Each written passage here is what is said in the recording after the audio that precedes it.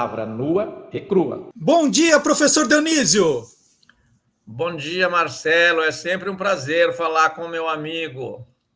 Vamos lá, já que estamos chegando no Natal, né, quase na véspera do Natal, eu vou pedir alguma expressão natalina. Mas antes eu quero tirar uma dúvida, professor, porque rede social é aquilo, né? Virou um campo minado. E a última é sobre o nome.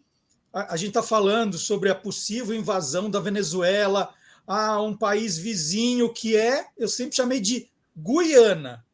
Agora, na internet se dividiu. Tem gente falando, não, Guiana não, é Guiana. E aquele bate-boca que todo mundo pede a razão. E eu falo, não, eu vou primeiro perguntar para o professor Dionísio antes de eu estabelecer qual vai ser o meu lado. Mas eu sempre falei Guiana. Qual é o certo, professor?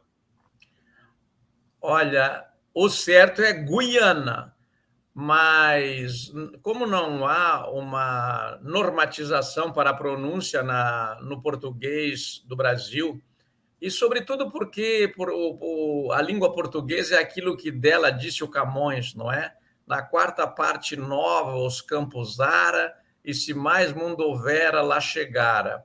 Ela é falada no Brasil, que é um imenso território, nós nos entendemos de norte a sul, de leste a oeste, ela é falada de diversas maneiras. Eu vou dar outro exemplo. Por exemplo,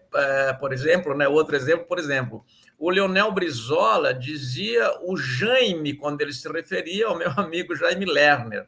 Jaime Lerner, nós dizemos, Jaime. Ele dizia Jaime. O gaúcho diz mans. Está errada a forma de ele falar? Claro que não, são variações de pronúncia. Agora, no caso de Guiana, nós temos um ditongo que deve ser pronunciado. E assim ensinam os bons dicionários, os dicionários referenciais, como o Oais, como o Michaelis. Em Portugal, existe um certo litígio surdo entre Brasil e Portugal quanto às normas da língua portuguesa, porque Portugal nos deu a língua portuguesa, é a melhor coisa do mundo que o português criou, foi a língua portuguesa, essa é a melhor herança para nós. E eles insistem na pronúncia, muitos deles, né? Lá também é dividido, mas insistem em Guiana. E pronunciam Guiana como se pronuncia gueixa, guitarra, Guilherme, guindaste, mas não é o caso. Porque, Marcelo, agora vem, eu acho assim, que o petardo final, não é? Nós temos que respeitar as línguas dos povos originários, as línguas de origem, aquelas que nos deram as palavras. Nós não podemos pronunciar de outra forma aquelas palavras que nos vieram do latim, do grego, aqueles étimos, né? Alterar essa pronúncia, tanto assim. E o caso de Roraima podia ser pronunciado, aliás, é pronunciado Roraima, em atenção aos falantes do lugar. Lá se diz, nós moramos em Roraima. Mas se nós dissermos Roraima está errado, não está.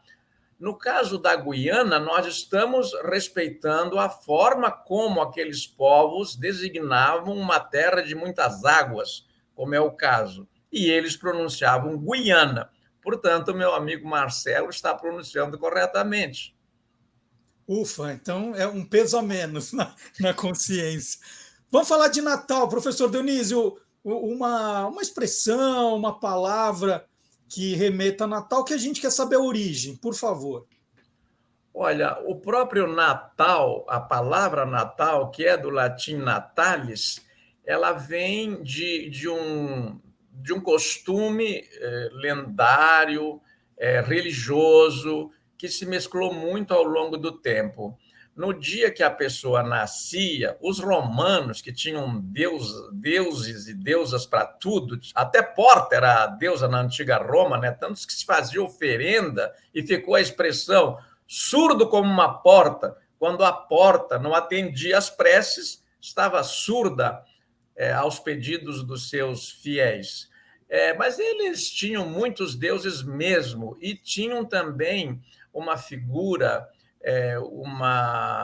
um espírito que antecipou, inclusive, o anjo da guarda. No dia que a pessoa nascia, ela recebia um espírito que cuidaria dela a vida toda. E esse espírito era chamado de Natalis, e por isso ficou o natalício, o dia de Natal e tal. A outra curiosidade, eu almoçava com um querido amigo, Frei Beto, amigo de décadas, esses amigos que persistem a vida inteira. A amizade é um tesouro, né, Marcelo? E ele dizia: ué, Dionísio, quando te perguntam, você responde que Jesus nasceu antes de Cristo? Eu falo assim, que Jesus nasceu entre 4 antes de Cristo e 10 antes de Cristo. Eu disse isso no Brasil meio solitariamente, nos artigos ao longo das minhas colunas, mas o Papa Bento XVI, no livro A Infância de Jesus, retoma os registros e diz: sim, provavelmente Jesus nasceu nesta data, entre os anos 4 e 10 antes de Cristo, mas não no ano 0 e nem no ano 1, porque o ano 0 não tem, né? Então, são curiosidades. Eu acho assim, Marcelo, a grande lição que se pode tirar do Natal é que as lendas, elas prevalecem sobre a versão histórica quando elas são bem acolhidas, como no caso da velha história do faroeste. Olha, mas não foi assim que aconteceu. Mas o que é mais interessante? O que aconteceu ou a forma como eu contei? A forma como você contou é lendária. Então, imprima-se a lenda. Não é? Quando a lenda é mais bonita do que a verdade, do que o documental, imprima-se a lenda. E como no caso do Natal, respeitadas as fés, né? Cada um tem a sua, de todos, nós temos que respeitar a fé de todo mundo, respeitadas essas coisas básicas, cada um fique com a versão que lhe que ache mais bela, que lhe ache mais conveniente, porque não está ofendendo ninguém com isso. Perfeito. Professor Dionísio, muito obrigado pela conversa. Era também uma maneira da gente se falar agora, antes do Natal, para lhe desejar Feliz Natal, boa entrada de ano. 2024, vamos marcar mais almoços. Esse ano conseguimos fazer finalmente um. Ano que vem tem mais. Muito obrigado, viu, professor?